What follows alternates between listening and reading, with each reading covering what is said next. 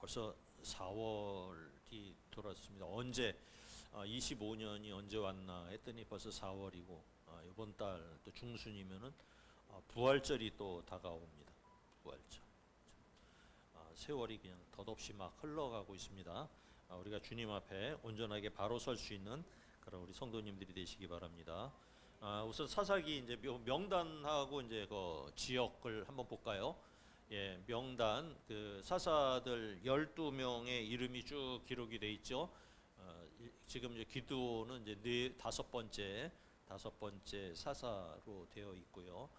그 다음에 이제 다음 장을 보시면 기드온이 활동한 지역은 저기 이제 위에는 갈릴리 바다, 밑에는 사해 바다, 파란색이는데 그 다음에 오른쪽에 있는 거기는 이제 지중해고요.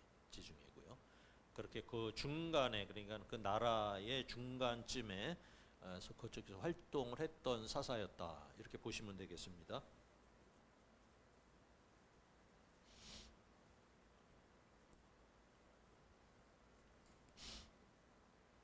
기드온에 대한 사사 기드온에 대한 기록이 성경에 꼭 세 장이 나왔어요. 세 장.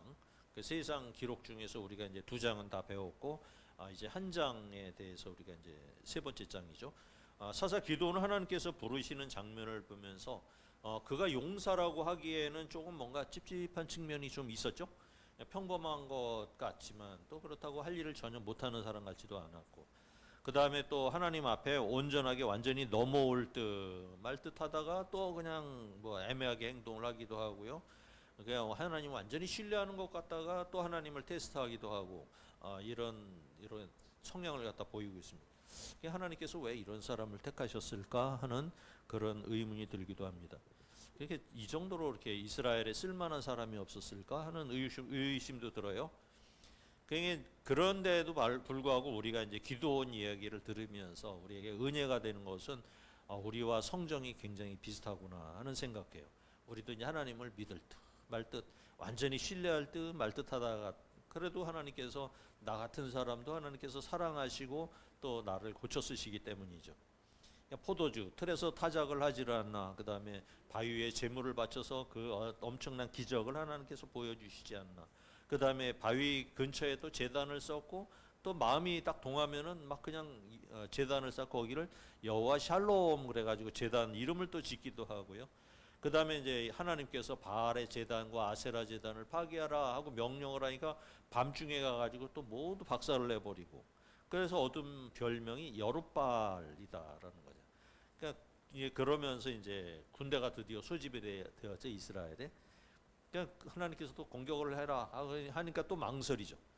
과연 이길 수 있을까 말까 그냥 망설이는 거예요. 13,000명 가지고 과연 이길 수 있을까? 32,000명 가지고.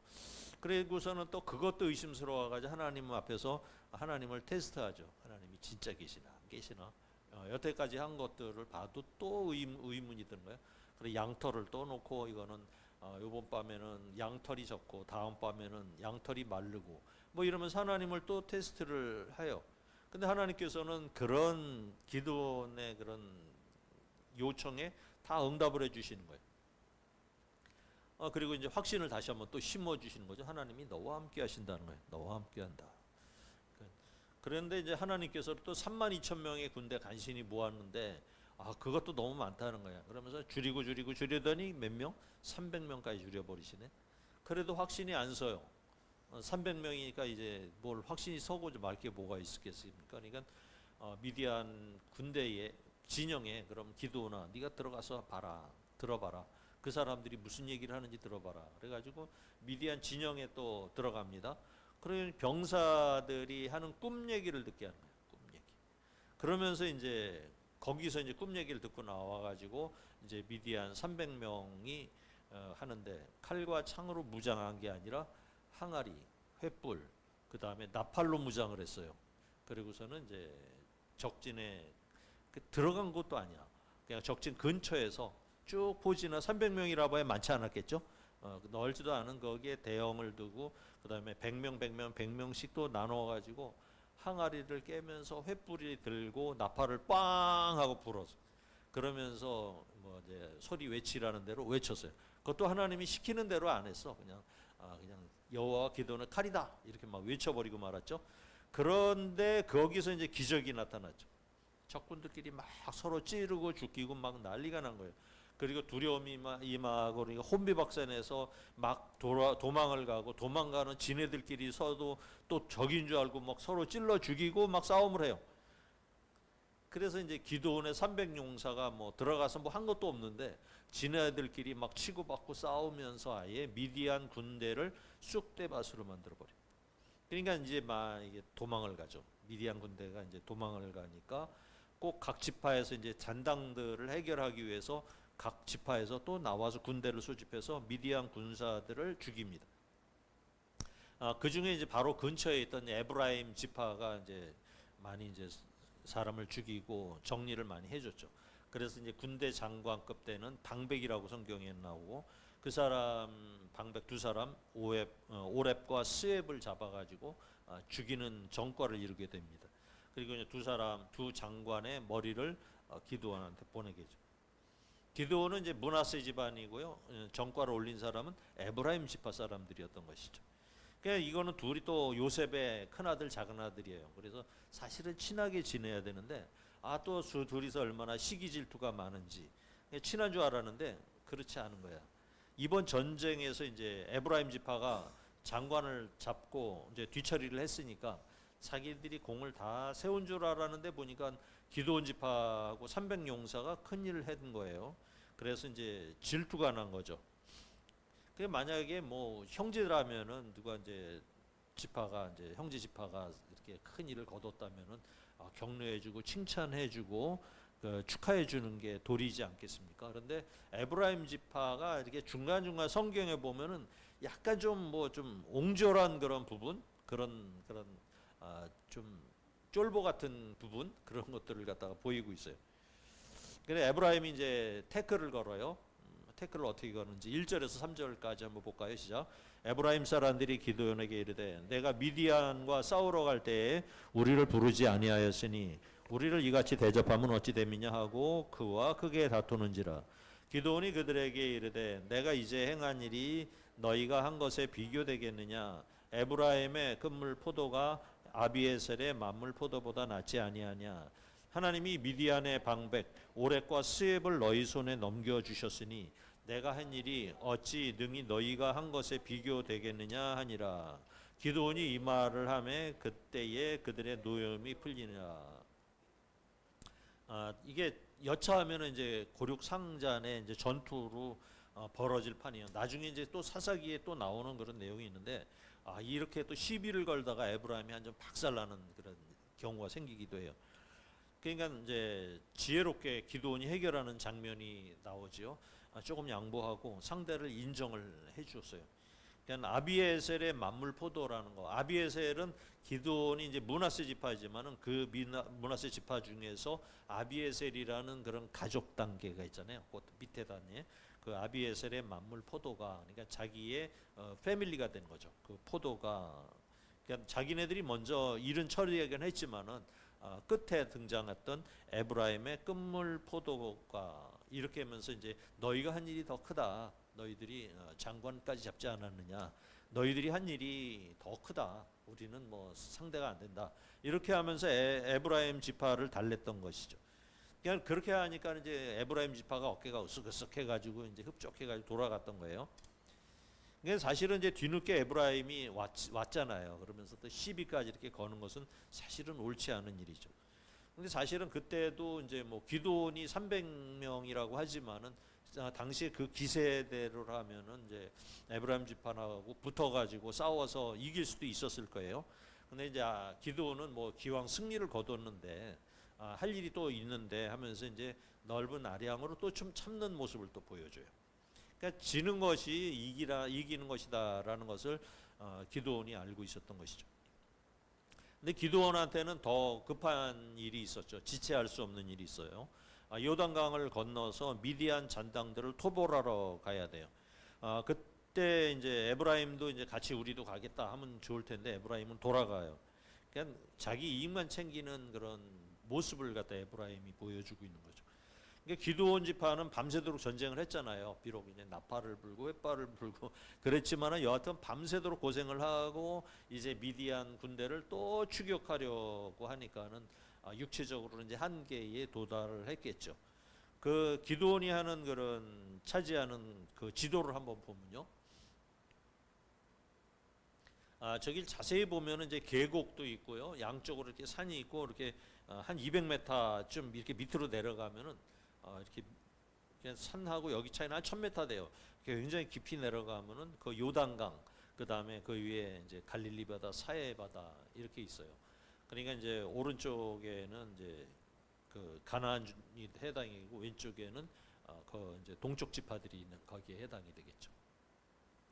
그래서 이제 그 요단강을 건너 가지고 처음에 만나는 데가 숫곳이에요. 숫곳, 숫곳이고 그 다음에 조금 지나면은 분우엘이라 우리가 잘 아는 분이엘이 나오게 됩니다.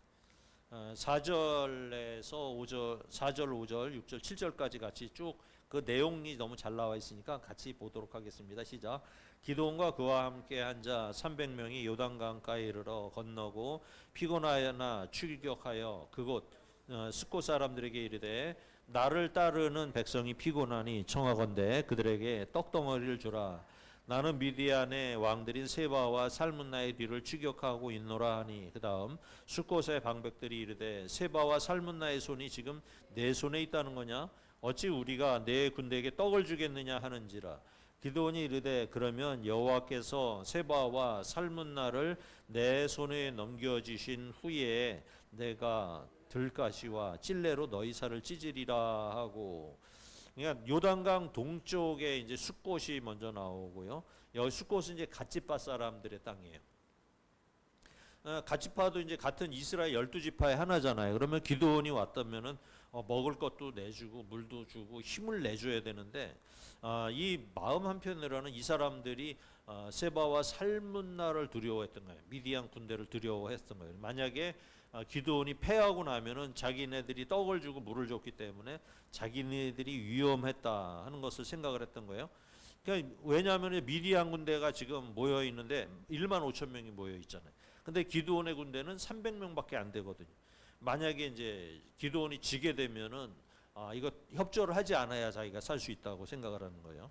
그러니까 얘기를 하죠. 너희가 지금 두 왕을 잡은 것도 아닌데 떡을 줬다가 우리만 곤란해진다. 이 얘기를 하는 거예요. 그러니까 이렇게 성경에도 나오죠. 집안 사람이 원수다. 우리도 이제 우리 이제 속담에도 있죠. 그냥 기드온이 얼마나 열받았는지 들가시와 찔레로 너희 살을 찢어버리겠다라고 복수를 다짐을 해요. 들가시로 찢으면 찢어지는 모양이죠. 그렇게 이제 지쳐가지고 세겜을 지나가지고 다른 성읍으로 가는데 거기가 이제 분우엘이에요. 분우엘이라는 곳에 가니까는 이게 분이엘이라 그랬죠. 옛날에 분이엘. 야곱이 천사하고 씨름했던 야복강가 근처에 있는 그 동네요. 분이엘. 분이엘에서 이제 분이엘의 하나님, 거기서 하나님 봤다 그러죠. 근데 이 분우엘에서도 기드온을 우습게 보는 거예요. 더 얕잡아 보는 거예요. 니네들이 뭘 할 수 있느냐. 이게 서쪽에서 있었던 큰 일을 갖다가 잘 몰랐던 것인가 봐요. 그러니까 기드온이 더 열받아서 이제 그래요.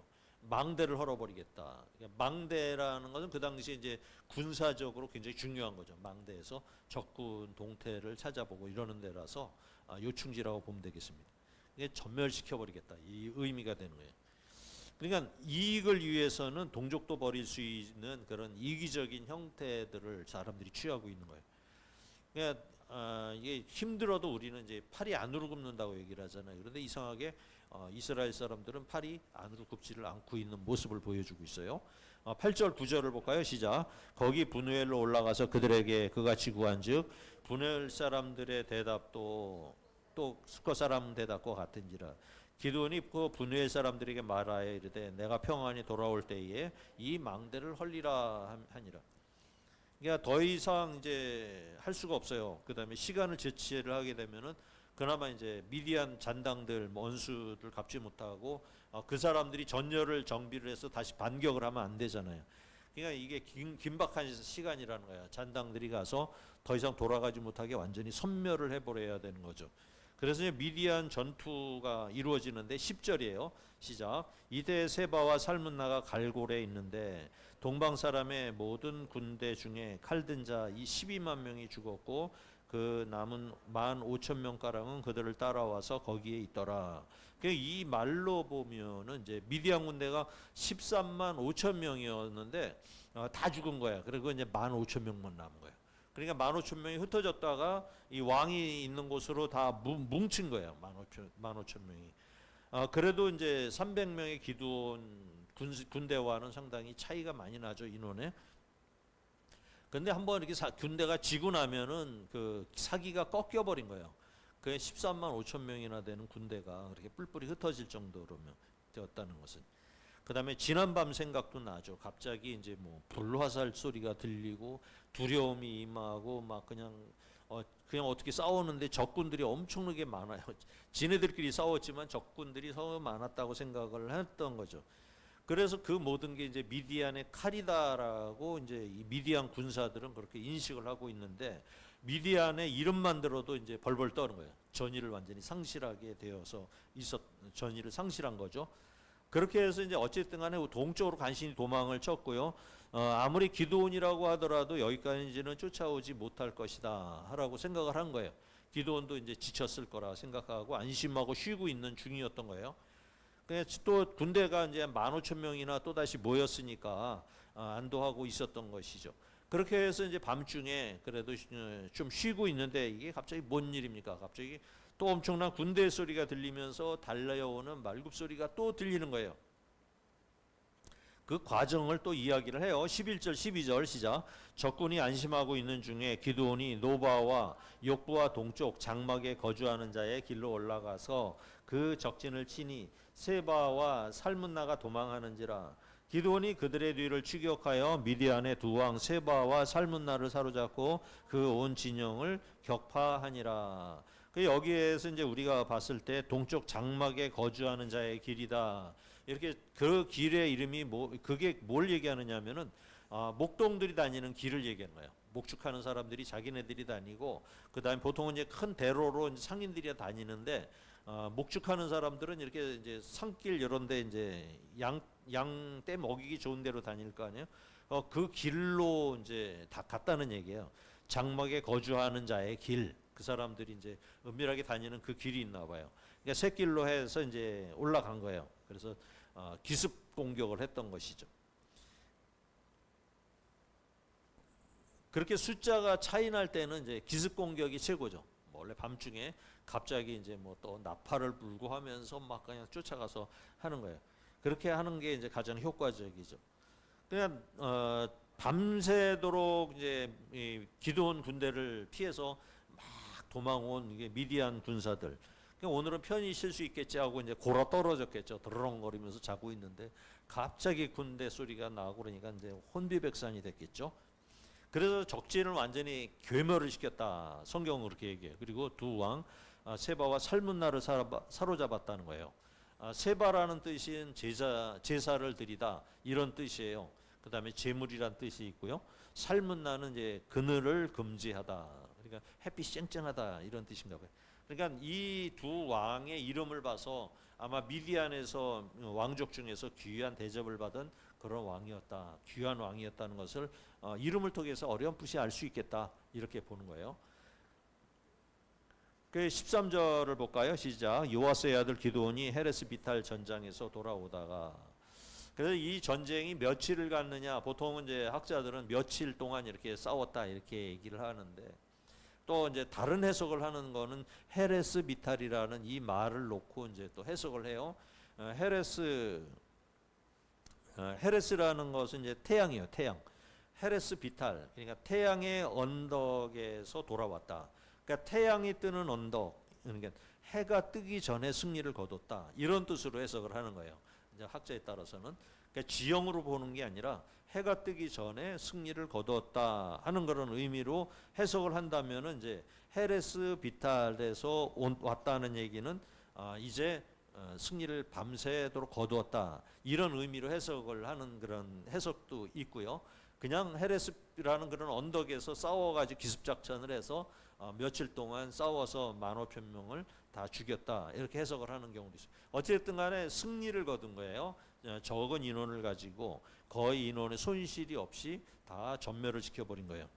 이제는 이제 돌아오는 거죠. 거기서 이제 두 왕을 잡아가지고 이제 돌아옵니다. 그래서 이제 숫곳에 대해서 복수를 해야 되겠죠. 돌아오는 길이니까 14절에서 17절까지 어떻게 복수하는지 장면을 보겠습니다. 시작. 숫곳 사람 중 한 소년을 잡아 그를 신문하매 그가 숫곳 방백들과 장로들 77명을 기드온이 숫곳 이르러 말하되 나를 희롱하여 이르기를 세바와 살문나의 손이 지금 내 손에 있다는 거냐? 어찌 우리가 내 피곤한 사람들에게 떡을 주겠느냐 한 그 세바와 살문나를 보라 하고 그 성읍의 장로들을 붙잡아 들가시와 찔레로 숫곳 사람들을 징벌하고 분우엘 망대를 헐며 그 성읍 사람들을 죽이니라. 들가시와 찔레로 찔러서 죽였다. 그러니까 살을 찢어서 죽였나 봐요. 그리고 분우엘의 망대를 헐렀다 하는 성 안에 있는 사람들을 다 죽여버렸다, 학살을 했다 그런 의미가 되는 거예요. 그러니까 이 분위기를 봤을 때 에브라임하고 부딪혔을 때는 이제 자기가 승리한 상태였잖아요. 승리한 상태에서는 좀 사람이 너그러울 수가 있는 것 같아요. 근데 배고프고 허기지고 열이 받아 있는 상태에서는 용서를 못하네 사람들이. 어느 경우로도 자기 동족이니까 뭐 용서해 줄 수가 있잖아요. 그래서 사람들이 이제 이 서러울 때, 배고플 때 당한 그 멸시를 당하게 되면요, 이게 평생 잊지를 못하는 원수가 되는 것 같아요. 우리도 어려운 사람을 이렇게 막 욕하고 뭐 이러면 안 돼요. 그 사람의 평생 원수가 돼요. 그냥 여유 있을 때는 조금 비난해도 이제 받아들일 수 있어요. 우리도 그래서 뭐 여유 있게 받아들일 수 있는데 비참한 상황에 처했을 때는 우리 같이 동조를 하고 거기 협조를 해야지 서름을 주면 안 된다는 거예요. 미디안 두 왕을 죽이는 이야기가 나오는데요. 18절 19절입니다. 시작. 이에 그가 세바와 살문나에게 말하되 너희가 다볼에서 죽인 자들은 어떠한 사람이들이냐 하니 대답하되 그들이 너와 같아서 하나같이 왕자의 모습과 같더라 하니라. 그가 이르되 그들은 내 형제들이며 내 어머니의 아들들이니라. 여호와께서 살아계심을 두고 맹세하노니 너희가 만일 그들을 살렸더라면 나도 너희를 죽이지 아니하였으리라 하고. 이게 성경에 이제 자세히 안 나오는 이야기인데 다볼이라는 곳에 이제 기드온의 일가 친척들과 가족들이 살고 있었나 봐요. 그런데 그 미디안 군대들이 그를 다 죽여버린 거야. 그래서 이제 기드온이 죽였던 그 미디안 왕들한테 물어보는 장면이에요. 그때 우리 가족들을 죽였는데 그들의 모습이 어떻게 됐냐. 그래서 이제 미디안의 두 왕은 이제 그 기드온에게 환심을 살려고 이제 대답을 하는 장면이 그거예요. 하나같이 왕자의 모습과 같더라 하면서 이제 좀 아부를 하는 모습이죠. 아부를 하면서 얘기를 해요. 선처를 혹시 기대하고 했던 거죠. 근데 기드온이 이제 원수를 갚아야 되겠다고 작정을 했던 거예요. 그래서 이제 기드온은 어떻게 했느냐. 그러니까 미성년자한테 어린아이한테 죽임을 당한 왕이라는 치욕을 안겨주기 위해서 자기 어린 아들한테 두 왕을 죽여라라고 해요. 그러니까 맏아들 여델이 망설이잖아요. 어리니까 또 그 기골이 장대한 그 두 왕이지만 전쟁 장수인데 그렇게 죽이지 못하죠. 그러니까 이제 기드온이 대신 죽이고 말죠. 20절 21절 그 내용이죠. 시작. 그의 맏아들 여델에게 이르되 일어나 그들을 죽이라 하니하였으나 그 소년이 그의 칼을 빼지 못하였으니 이는 아직 어려서 두려워함이었더라. 세바와 살문나가 이르되 내가 일어나 우리를 치라. 사람이 어떠하면 그의 힘도 그러하니라 하니 기드온이 일어나 세바와 살문나를 죽이고 그들의 낙타 목에 있던 초승달 장식을 떼어서 가지니라. 여기에서 이제 우리가 눈여겨 보야 될 부분이 승리를 했잖아요. 그러면 먼저 좀 뭐 여호와 샬롬이라고 하듯이 이렇게 제단을 쌓고 하나님께 감사를 드리는 게 아니라 기드온의 눈에 먼저 들어온 게 뭐였을까요? 눈에 들어온 것 금은 보석이 들어온 거야. 힘들게 승리하고 난 후에 하나님의 생각은 나질 않고 전리품에 먼저 눈이 가기 시작한 거예요. 그러니까 미디안 사람들이나 이제 이스마엘 사람들 동쪽에서 살던 그 대충 모든 사람들을 다 그냥 통칭해서 미디안 이스마엘 사람들 이렇게 불러요. 동쪽에 사는 사람들, 서쪽에 사는 사람들의 통칭을 우리가 뭐 에브라임 이렇게 부르듯이, 남쪽은 유다라고 부르듯이 그렇게 이제 부르는데 그렇게 부릅니다. 이 미디안 사람들이나 이스마엘 사람들, 그렇게 동방에 살던 그 지금 사우디아라비아 지역에 살던 그 사람들이 섬기는 신이 달신이요, 달신. 초승달 모양의 국기도 보신 적 있으시죠? 이슬람 국기 중에 초승달 그리고 별 그리고 그 트루키에라는 거 국기도 그렇게 생겼잖아요. 이슬람의 상징이에요. 그래서 이 사람들은 달신의 모양의 이제 형상을 목걸이나 그 다음에 사슬로 만들어 가지고 그것을 부적처럼 몸에 지니고 다니는 거예요. 근데 기도원 눈에 이제 그게 먼저 들어왔네. 금이 먼저. 그래서 우리가 이제 기도원의 이중성을 한번 좀 볼 필요성이 있는데요. 22, 23절 시작. 그때 이스라엘 사람들이 기도원에게 이르되 당신이 우리를 미디안 손에서 구하셨으니 당신과 당신의 손자가 우리를 다스리소서 하는지라. 기도원이 그들에게 이르되 내가 너희를 다스리지 아니하겠고 나의 아들도 너희를 다스리지 아니할 것이요 여호와께서 너희를 다스리시니라 하니라. 다스리라 하니라. 이 말을 하는 그 자체를 보면은 기도원의 신앙심이 대단한 것처럼 보여. 여호와께서 너희들을 직접 다스릴 것이다. 하나님께서 이제 민수기 여호수아서를 거치면서 이제 사사기에 나타나는 이런 모습을 사실은 하나님께서 바라신 것이죠. 그러니까 직접 하나님께서 통치하시는 나라를 하나님께서 만들기를 원하신 거예요. 그러니까 왕을 두게 되면은 이제 백성들이 누구를 중심으로 살게 됩니까? 왕을 중심으로 살고요. 세금을 걷어야 돼요. 세금은 5분의 1씩 걷어야 되고 아들이나 딸들을 또 바쳐야 돼요. 좋은 것이 있으면 다 바쳐야 되고, 그렇게 이제 왕을 하나님처럼 섬기며 사는 세상보다는 너희들이 다 쓸 것을 써라. 세금도 안 받고 그냥 사사만 중간에 세워서 해주겠다 하는 거죠. 하나님만 바라보고 살기를 원하셨던 그 무대가 바로 사사기. 근데 사사기가 좀 부정적인 측면도 있지만 하나님 입장에서는 긍정적인 측면도 있는 거예요. 그래서 사람들은 이제 배신하고 그 다음에 또 회개하고 또 평화를 찾고 또 다시 배신하지만 그 가운데서도 하나님께서 다스리는 역사의 현장이 벌어지는 때가 바로 이 사사기라는 거예요. 하나님 앞에 매달리고 순종하면 태평의 시대를 맞이하죠. 하나님이 다스리는 나라는 그런 나라라는 것을 백성들한테 알려주고 싶으신 거예요. 하나님의 나라를 다 온전하게 보여주지는 못했어요. 사실 사사기에서는. 그렇지만 또 하나님 앞에 회개할 때 평온하다 하고 그 말을 통해서 지상에서도 하나님의 나라의 모습을 보여주고 싶으신 것이 있었던 거죠. 그러게 이 땅이 온전하게 이 평화의 나라로 정착하지 못하는 것은 이유가 뭐냐면은 인간의 배신과 우상 숭배 때문이라는 사실이에요. 기도는 또 사사로서 제대로 된 삶을 살았으면 되잖아요, 자기도.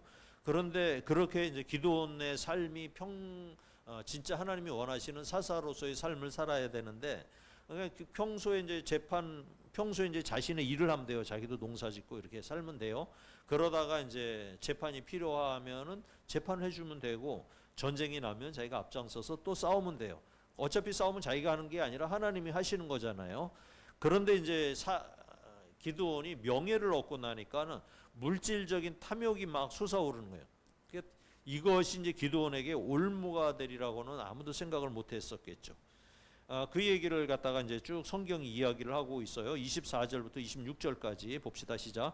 기드온이 또 그들에게 이르되 내가 너희에게 요청할 일이 있으니 너희는 각기 탈취한 귀고리를 내게 줄지라 하였으니 이는 그들이 이스마엘 사람들이므로 금 귀고리가 있었음이니라. 무리가 대답하되 우리가 즐거이 드리리다 하고 겉옷을 펴고 각기 탈취한 귀고리를 그들 가운데 던지니 기드온이 그 요청한 금 귀고리의 무게가 금 1700세겔이요 그 외에 또 초승달 장식들과 폐물과 미디안 왕들이 입었던 자색 의복과 또 그 외에 그들이 낙타 목에 들렸던 사슬이 있었더라. 기드온이 백성들한테는 나는 너희의 왕이 되지 않겠다라고 했어요. 그래서 하나님께서 너희를 직접 다스릴 것이다라는 이 말을 하면서 백성들한테 신뢰를 얻은 거예요. 그래서 백성들은 이제 기드온의 말이라면은 무조건 신뢰하게 되었던 거예요.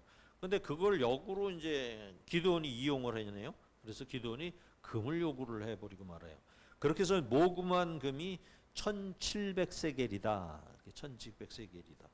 제가 환산을 해보니까 금이 한 19에서 한 20kg 정도가 돼요. 19에서 20kg 정도. 그래서 보니까 돈수로 따져보니까 한 5,000돈. 5,000돈. 금 한 돈에 지금 30만 원 넘죠? 금 5,000돈. 지금 40만 원쯤 더 가나요? 그렇게 계산을 해보니까 지금으로 따지면은 한 15, 16억 정도 되는데 금이 값이 더 올라가서 지금 한 20억 정도가 그때 모금이 됐다 이렇게 보. 그런데 그때 이런 물질적인 가치와 지금은 또 다르잖아요. 그때는 희귀했잖아요. 그러니까 훨씬 더 가치가 높았을 것이죠. 거기에 오늘 성경에 뭐라고 나와요? 폐물이 또 잔뜩 들어왔어요. 그 다음에 왕이 입었던 자색 옷, 그 다음에 새 사슬, 금으로 된 사슬, 그 다음에 뭐 은 사슬 뭐 이런 것들이 대량으로 이제 거쳤다 하는 거예요. 그냥 신뢰를 이용해서 이제 기드온이 이렇게 모금을 그렇게 했던 것이죠. 그걸 가지고 뭘 했느냐 봅시다. 27절에요. 시작. 기드온이 그 금으로 에봇 하나를 만들어 자기 성읍 오브라에 두었더니 온 이스라엘이 그것을 음란하게 위함으로 그것이 기드온과 그의 집에 올무가 되니라. 이 에봇을 왜 만들었는지 이해를 못하는 건데 심정적으로는 이해를 하려면 이렇게 이해할 수 있겠죠. 대제사장이 입는 옷이에요. 에봇은 그만큼 이제 그 실로의 성소에만 한 벌이 딱 있는 거예요. 그런데 기드온은 이제 자기 마음대로 금으로 다 화려하게 에봇 모양을 만들었어요. 원피스 모양의 그 조끼 모양의 그 옷을 만들었던 거예요. 그러니까 하나님께서 나에게 역사를 하셨다. 그래서 이렇게 그랬기 때문에 내가 그 상징으로서 금 에봇을 이렇게 만들었다. 이렇게 자기는 생각을 했던 것 같아. 그런데 하나님께서 그런 걸 지시하지 않았잖아요. 어떠한 모양의 형상이라도 만들지 말라라 했는데 기드온은 그런 일을 해버리고 말하는 거죠. 그래서 이제 이로 인해서 이제 에봇을 섬기는 거예요. 사람들이 금으로 된 에봇을 섬기고 그러다 보니까 또 다른 새로운 형태의 우상 숭배가 나타났다. 28절이에요. 시작. 미디안이 이스라엘 자손 앞에서 복종하여 다시는 그 머리를 들지 못하였으므로 기드온이 사는 40년 동안 그 땅이 평온하였더라. 그러니까 평온하긴 해서 기드온이 다스리는 동안에 그런 이상한 일들도 있었는데 평온했다. 머리를 다시는 들지 못했다. 그래요. 그 기간이 40년이요. 그러니까는 이제 그 이전에 보면 미디안 식민지로 살았던 게 7년이었고요. 회개하고 기드온이 또 나서는 바람에 40년 동안의 평화 기간이 유지가 된 것이죠. 그러면서 이제 기드온이 이제 죽어요. 기드온도 뭐 나이가 먹으면 죽으니까 봅시다. 29절에서 32절까지 시작. 요아스의 아들 여룹바알이 돌아가서 자기 집에 거주하였는데 기드온이 아내가 많음으로 그의 몸에서 낳은 아들이 70명이었고 세겜에 있는 그의 첩도 아들을 낳았으므로 그 이름을 아비멜렉이라 하였더라. 요아스의 아들 기드온이 나이가 많아 죽음에 아비에셀 사람의 오브라에 있는 그의 아버지 요아스의 묘실에 장사되었더라. 처음에 우리가 이제 기드온을 만났을 때는 소심하고 겁이 많고 의심이 많은 그런 캐릭터를 우리가 봤죠. 그런데 하나님께서 그런 사람을 들어서 승리하게 해주셨죠. 그 다음에 이제 하나님이 나와 함께 하셨다라는 자랑거리로 에봇을 만들어서 걸어놓았죠. 뜻하지 않게 이게 우상이 되는 데까지 되었습니다.